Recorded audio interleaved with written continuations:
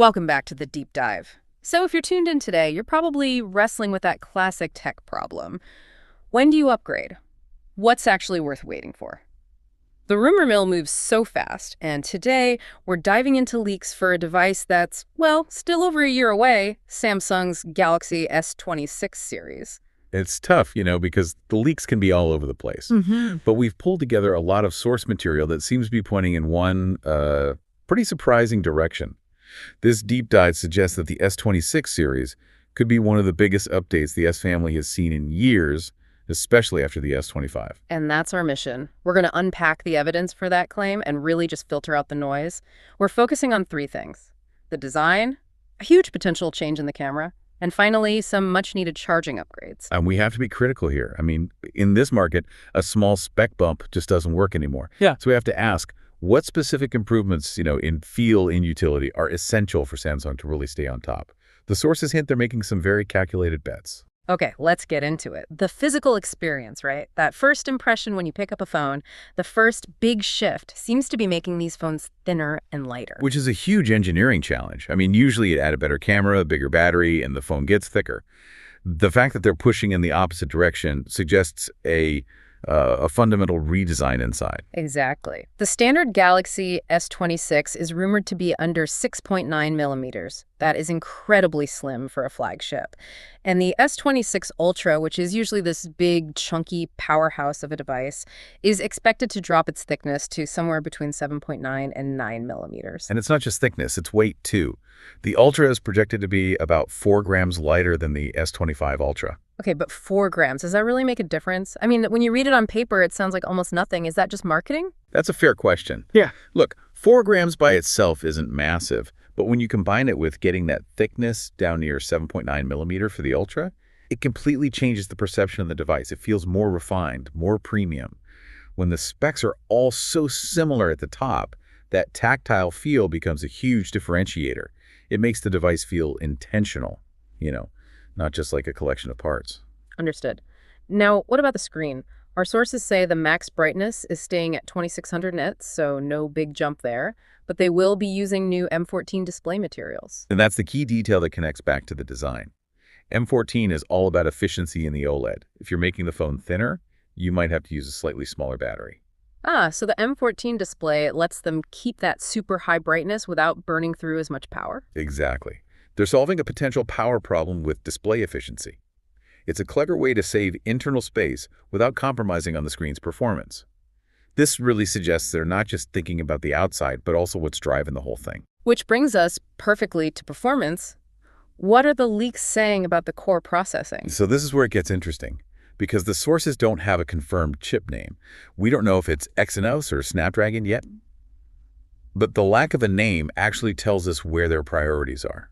Right, because despite not knowing the processor, the leaks are really explicit that the development focuses on two things: massive AI enhancements and faster image processing. Absolutely.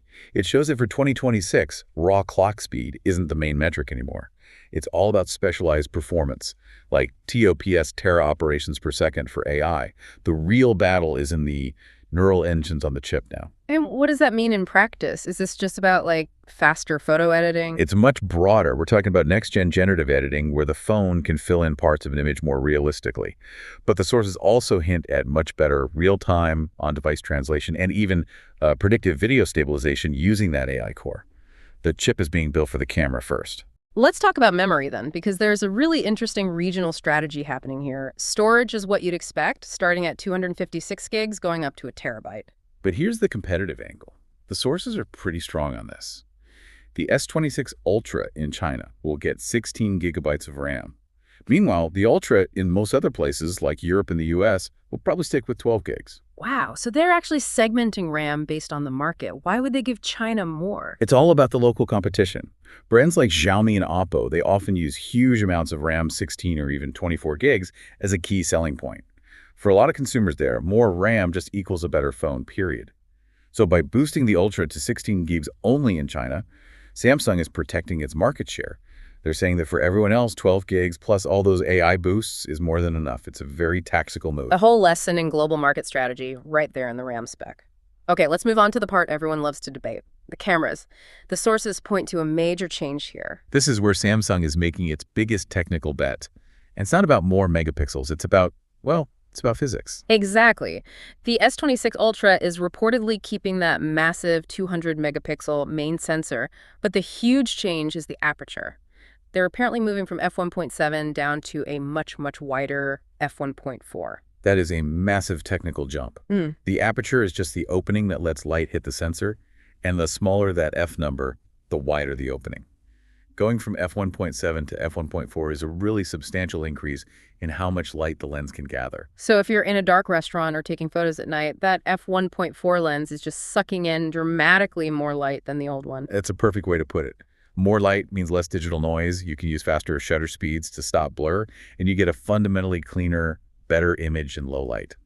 This is a true hardware upgrade, not just a software trick. It targets the main weakness of all smartphone cameras. And the sources say they're sticking with the Samsung ISOCELL HP2 sensor, but improving it with pixel binning. Can you break that down for us? What is pixel binning? Sure. It's basically a clever digital trick. The sensor has 200 million tiny little pixels. When there's not much light, the phone combines data from, say, 4 or 16 of those tiny pixels into one big virtual pixel.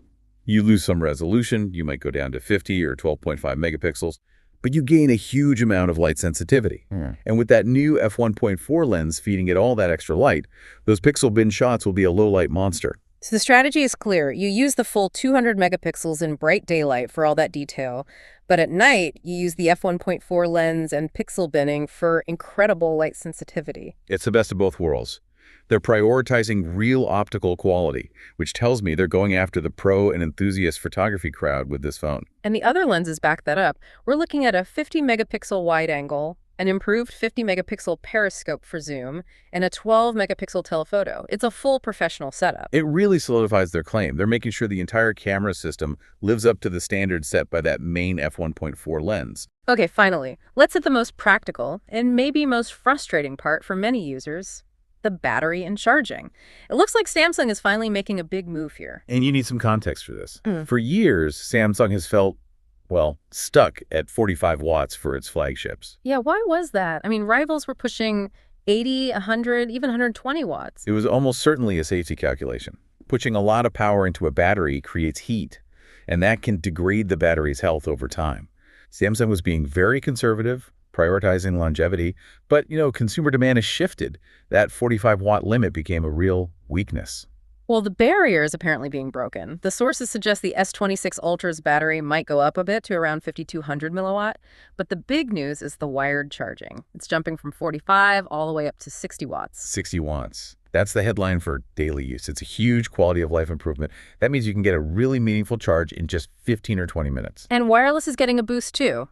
The Ultra goes up to 25 watts, and even the standard S26 and S26 Plus models will hit 20 watts wirelessly. It's interesting, though. 60 watts puts them in a much better position, but it's still not as fast as some of the competition hitting 120 watts. It tells us they're finding a middle ground. They're moving fast enough to satisfy users, but they're likely still prioritizing that long-term battery health. It feels like a very pragmatic, very Samsung move. Right, a necessary jump without going to the absolute extreme. Okay, before we wrap, there's a quick note on the timeline. The leaks point to a launch shift. Yes, instead of the usual mid-January slot, Samsung is reportedly planning to unveil the S26 series in February of 2026. Yeah. A subtle delay, but it's notable. Any reason for that? It's supposedly to give them extra time to get production right. With all these changes, the thinner body, the new display, that big camera module taking an extra month to make sure the supply chain is solid, is just a smart business decision. So to sum this all up, the S26 series looks like Samsung's attempt to blend a more refined, luxurious design with practical needs like 60-watt charging and a true tech leap with that f1.4 camera. A quick recap for you. Look for a thinner design, that tactical 16 gigs of RAM just for China, the massive f1.4 aperture upgrade for low light, and finally, that jump to 60-watt wired charging. And the sources end by asking the big question, is all of this enough for Samsung to really pull ahead of the competition in 2026? In building on that, I want to leave you with one final thought to consider. Given their focus on the 200-megapixel sensor, that huge aperture improvement, and a sustainable 60-watt charging speed, it seems Samsung is prioritizing professional image quality and long-term battery health above all else. So, is that trade-off worth it? Would you rather have the best possible camera, or would you sacrifice some of that for, say, ultra-fast 120-watt charging or an even brighter screen? What would you prioritize in a flagship phone for 2026? That is the perfect question. It really gets to the heart of what makes a phone premium today. Thank you for joining us for this deep dive. Until next time, keep exploring.